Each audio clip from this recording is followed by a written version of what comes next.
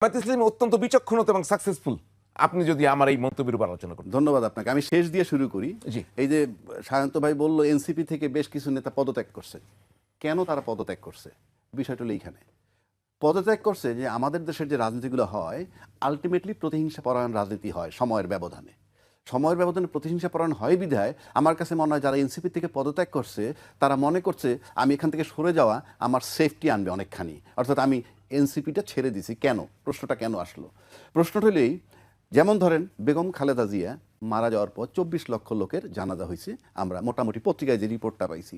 কিন্তু আমাদের বেগম খালেদা জিয়া কিন্তু শুধু বিএনপি নেত্রী না, উনি সময়ের ব্যবধানে একটা গার্জিয়ান সুলভ হয়ে গেছেন এই দেশের গণতন্ত্রের জন্য।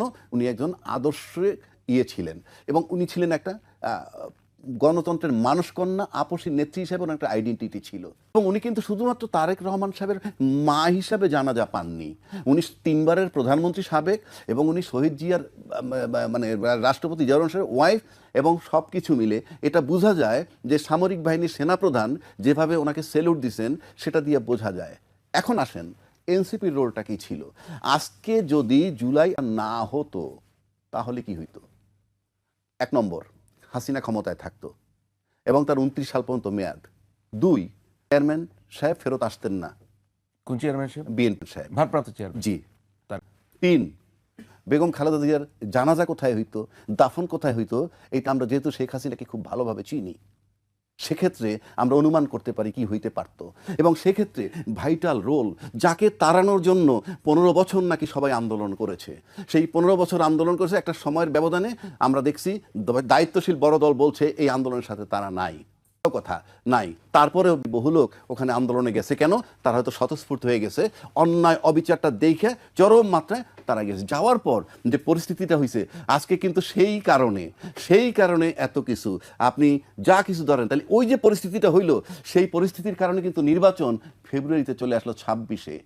এটা কিন্তু ওই জুলাইয়ের জন্যে গল্প আমরা যে যত করি, তাহলে সেক্ষেত্রে সবচেয়ে ভাইটাল রোল যারা রাখলো, অর্থাৎ আমি বলবো না 71 সালে এক জিনিস, 71 সালের মুক্তিযোদ্ধার রোলটা আমি আনছি না, আপনি ডোমেস্টিক মুক্তিযোদ্ধা ধরেন, এরা কিন্তু ছিল ডোমেস্টিক মুক্তিযোদ্ধা। এবং তারা সেখানে দাঁড়ায় গিয়ে বুক পাইতে দিছে গুলির সামনে, পাইতে দিছে বলে আজকে এই পরিস্থিতিটা সুবিধাটা নেওয়ার সুযোগ হয়েছে কার? যাদেরকে 29 সাল পর্যন্ত অপেক্ষা করতে হইতো, তারা কিন্তু ফেব্রুয়ারিতে নির্বাচন করার সুযোগ পাচ্ছে।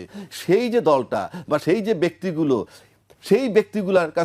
ব্যক্তিগুলা সবচেয়ে বেশি জনপ্রিয় হওয়া উচিত ছিল ওই বড় দলটার কাছে, যারা দীর্ঘ 15 বছর পর্যন্ত মাঠে দাঁড়াইতে পারে নাই, অথচ সেখান থেকেই তারা বিমুখ হইয়া এখন চলে গেল, তারা জামাতে জোট বানাইলো। তাহলে জামাত কি করতে পারবে না করবে বড় কথা না, কিন্তু এই মুহূর্তে তো জামাত অন্তত গার্জিয়ান হিসেবে একটু শেল্টার তাদেরকে দিছে।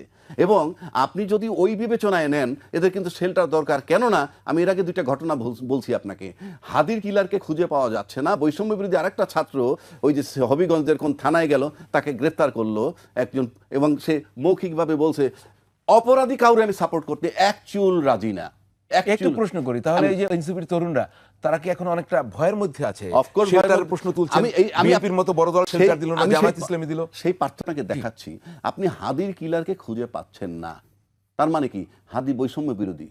তো বৈষম্য বিরোধীকে যে গুলি করলো, সে যে জামিনটা পাইছিল কেমনে তার আগের মামলায়, সেটা কিন্তু খুব আলোচিত হচ্ছে না। কিন্তু এই যে বৈষম্য বিরোধী আরেকজন যে হবিগঞ্জের থানায় গিয়ে বললো যে থানা জ্বালাইছিল আর কি, সন্তোষ সাহেবের জ্বালাই দিয়েছিল, তারপরে কিন্তু সোশ্যাল মিডিয়ায় ভইরে গেছে, তাকে গ্রেফতার করে না। অফকোর্স তাকে গ্রেফতার করা উচিত, আমি অপরাধীর মাফ করার সুযোগ নাই। কিন্তু প্রশ্ন হচ্ছে, আজকে 4 তারিখের পত্রিকায় আসছে, যে জনকণ্ঠের পত্রিকায়, যে সন্তোষ সে নাকি একটা শিশু সহ 9 জনকে হত্যা করেছে। তাদের এই ভয় কেন তৈরি হচ্ছে? মানে তাহলে তাদের বিরোধী শক্তি কি স্ট্রং হচ্ছে? না,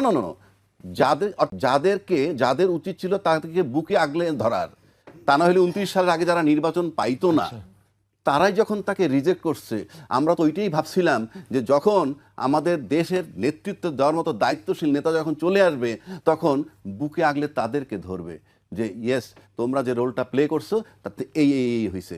এখন আজকে কিন্তু সেই ঘটনার পরিপ্রেক্ষিতে কেউ এমপি হবে, মন্ত্রী হবে, সেই স্বপ্নটা দেখতেছে 26 ফেব্রুয়ারি 12 তারিখের পর 13-14 তারিখের মধ্যে, নাইলে এটা দেখতে হইতো 29 সালে। তো এই যে বিষয়টা, এটা যদি আপনি নেন তাহলে কি বোঝা যায় যে আপনি প্লটটা করলেন, একটা পরিস্থিতি তৈরি করলেন, তৈরি করার পর সুবিধা যারা নেওয়ার নিবেন, কিন্তু তাদেরকে আপনি দাঁড়াইতে দিবেন না, কিংবা তাদের প্রতি আমি গুরুত্ব পাচ্ছি না। যে হওয়া উচিত ছিল সব রাজনৈতিক দলের বন্ধু, একমাত্র আওয়ামী লীগ ছাড়া। এখন আওয়ামী লীগের শত্রু এনসিপি, বড় দায়িত্বশীল দল, তাদের একসেপ্ট করা উচিত ছিল, সেটাও আমরা দেখি একসেপ্ট করে নাই। তো সেক্ষেত্রে আজকে যদি জামাতের সাথে তারা জোট করে, তাতে অপরাধ কেন হবে? কারণ একটু আগে বলছেন এটা কৌশল রাজনীতির। তো কৌশল আপনি করলে দোষ নাই, আরেকজনে করলে দোষ হবে কেন? এনসিপি জামাতের সাথে কৌশল করলে দোষটা হবে কেন?